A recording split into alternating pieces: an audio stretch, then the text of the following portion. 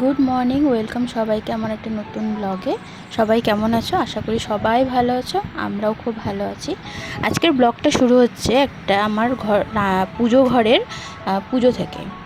আজকে অ্যাকচুয়ালি শিব পুজো, তো প্রথম শ্রাবণ মাসের শিব পুজো ছিল। যেই ব্লগটা যেদিনকার সেদিনকাই আর কি, সোমবার ছিল। তো সকাল সকাল সবাই মিলে জল ঢেলে পুজো দিয়ে দিয়েছি। আর আজকে আমাদের একটা ইনভিটেশনও আছে, তো ওখানেও যেতে হবে। তো তাড়াতাড়ি করে পুজো টুজো দিয়ে সব কিছু ভাবছি তাড়াতাড়ি করে কমপ্লিট করে একটু রেস্ট নিয়ে বিকেলবেলা চলে যাব। আর এই যে হচ্ছে আমাদের হনুমানজি, তারপরে লক্ষ্মী ঠাকুর। এটা আমাদের লক্ষ্মী ঠাকুর। আমি লক্ষ্মী ঠাকুরের ভ্যারাইটিস অফ ড্রেস কিনি, আমার খুব ভালো লাগে সাজাতে।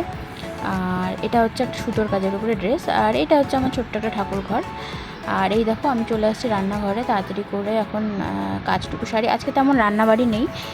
রান্নাবাড়ি বলতে আগের দিন রাত্রেবেলা না আমি করে রেখেছি, কারণ সকালবেলাটা এতটা সময় পাওয়া যায় না এখন, যেহেতু বেদ খুব ছটপটে হয়ে গিয়েছে, হাঁটা শিখে গিয়েছে, তো ওখানে রাখা যায় না। আর এই দেখো আমি আজকে খুব হ্যাপি যে আমার পিগমেন্টেশনগুলো না অনেক কমে গেছে, অনেক, মানে এখন খালি মুখে থাকলেও বোঝা যায় না। আর এই দুটোকে আমি আর বললাম যে পড়তে বস বা ওই ঘরে গিয়ে বই দেখ। আর দেখো পড়ার ছিঁড়ি দেখো, ছোটোটার ছিঁড়ি দেখো, ছোটোটা বেশি দুষ্টু। ছোটোটার মানে পড়তে বসতে বললেও বই নিয়ে বসে যাবে ঠিকই, কিন্তু অবস্থা দেখো শুয়ে আছে কেমন করে, ওইভাবেই বই দেখে যাচ্ছে। এখন আমি ভাবছি বাকি কাজগুলো সেরে নিই।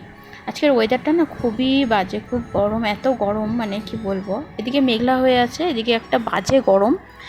আর বেদকে আমি একটু বসিয়েছি এখানে, কারণ শ্লোক গিয়েছে স্নানে। আর ওকে টিভি দিয়ে একটু বসালাম, কারণ এই দেখো সমস্ত কিছু উঠিয়ে রাখছি ওখান থেকে, কারণ সমস্ত কিছু ফেলে দিচ্ছে, ভেঙে দিচ্ছে, এই শুরু হয়েছে এখন। আর ওখানে নিচেও অনেক কিছু পড়ে আছে, ঢুকিয়ে আছে। কি বলবো আর, মানে আমার ঘর বাড়ি এখন সাজানো গুছানো মানে অতীত। আর ফিউচারে কবে সাজাতে পারবো আমি জানি না। তো যাই হোক, আমার মনে হয় সব বাড়িরই একই অবস্থা থাকে এই বয়সে। কিন্তু সত্যি কথা বলতে শ্লোকের সময় আমার একদম এরকম এক্সপিরিয়েন্স হয়নি। শ্লোকের সময় ওর কিছু টাচই করতো না, ওকে একটা জায়গায় বসে থাকতো, খেলনা দিয়ে দিতাম, খেলতো ফিরতো। আর এটা একটা জায়গায় বসেই না, বসাতেই পারি না। আর এই দেখো বাইরের ওয়েদার কেমন, মানে মেঘও হয়ে আছে, আবার একটু রোদও উঠছে, এত বাজে একটা ওয়েদার না, মানে গরম আবার বৃষ্টি পড়লে একটু ঠান্ডা ঠান্ডা লাগছে, খুবই বাজে ওয়েদার, মানে মানুষের ঘরে ঘরে রোগ মানে পড়েই আছে। আর আমি ভাবলাম কিচেনে গিয়ে, কালকে তো রান্না করা সব আছেই, আজকে একটু ভাত করব। আর ফ্রিজে একটু লোটে মাছ ছিল, তো লোটে মাছের ভাবছি একটু ঝুড়ি করে নিই। তো ওই ঝুড়ির জন্যই অল্প একটু পেঁয়াজ রসুন আদা আর আলু নিয়ে নিয়েছি, একটু আলু দেবো ভাবছি, কারণ লোটে মাছটা অল্প তো, বাড়ানোর জন্য একটু আলু দেবো। আর কিছু করব না, ডাল আছে, সবই আছে। আর এই যে পুচকুটা, এবারে ওনাকে নামাতে হয়েছে, কারণ উনি আর বসবেন না, কান্নাকাটি শুরু করে দিচ্ছে। আর আমার না খুব ভয় লাগে যে কোনাকান্তি দিকে পড়ে না যায়, ব্যথা না পেয়ে যায়। এমনি ছাড়া থাকলে কোনো অসুবিধা নেই, ছাড়া থাক, খেলুক বেরুক, কিন্তু আমার খুব ভয় লাগে, ও এত এক্সাইটেড হয়ে যায় না, কখন কোথায় কি পড়ে যাচ্ছে, হিলে যাচ্ছে, মানে মাথায় তো সারাদিন ঠক করে। ওই দেখো বলতে বলতে খেয়ে গেল একটা। কিন্তু এখন খেলার ছলে আছে তো এখন কোনো ব্যাপার না, কিন্তু এটা যদি অন্য সময় হতো দেখতে মাথা হাতাতে, মানে হাত দিয়ে এমনি হু হু করে কাঁদতে কাঁদতে চলে আসতো। প্রচণ্ড ছটপটা। আমার এক ধরনের এক্সারসাইজ হয়ে যায়, ওকে নিয়ে। আমার ওয়েট যেমনকার তেমনই আছে, আমার না মানে বাড়েও নেই কমেও নেই, একদম অ্যাকুরেট ওইখানটাতেই আছে। প্রেগনেন্সির আগে যেমন ছিল সেম ওয়েট, না বাড়ছে না কমছে না কিছু। ইভেন প্রেগনেন্সির টাইমেও আমার একদম ওয়েট কমেনি, বাড়েনি, একদম যেটা ছিল ওটাই ছিল। শুধু লাস্ট 2 মান্থ এসে, লাস্ট মানে আফটার ওই 9 মাস কি 8 মাস থেকে একটু করে বাড়তে লাস্ট অবধি আমার 3 কেজি ওয়েট বেড়েছিল। বাট ওটা তো ডাক্তার আমাকে বলছে ওটা তো বাচ্চারই ওয়েট, আপনার কি ওয়েট বেড়েছে। বাট একদিকে ভালো, কারণ শ্লোকের সময় আমার ওয়েট বেড়ে এতটাই হয়ে গিয়েছিল। কি বলতো, ওয়েট তখনকার বাড়লে অতটা মানে খেয়াল থাকে না আমাদের সবারই। ওয়েটের উপরে কেউ কন্ট্রোল করতে পারি, কেউ পারি না, এরকম হয়। কিন্তু কি হয়, পরে যখন ওয়েটটা রিডিউস করতে হয় তখনকার হয়ে যায় প্রবলেম। খুব সহজে তো করা যায় না, খুব খাটনি করতে খুবই কষ্ট হয়।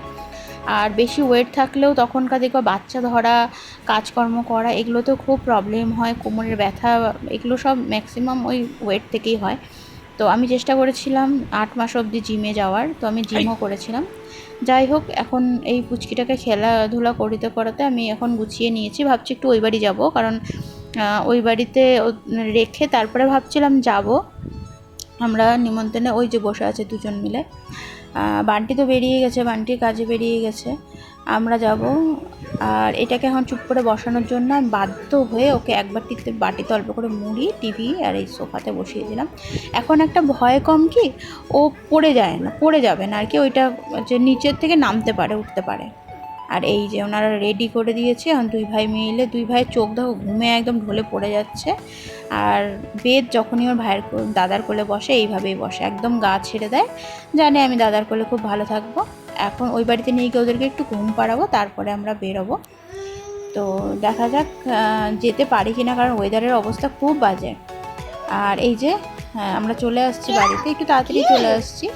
আর এই যে এই দুটো খেলনা, এটা ভাইয়া বানিয়েছিল, চুল টুল কেটে ভাই বানিয়েছিল, ওই জন্য ভাই হয়েছে। ওর ভাই লাগতো না তোর?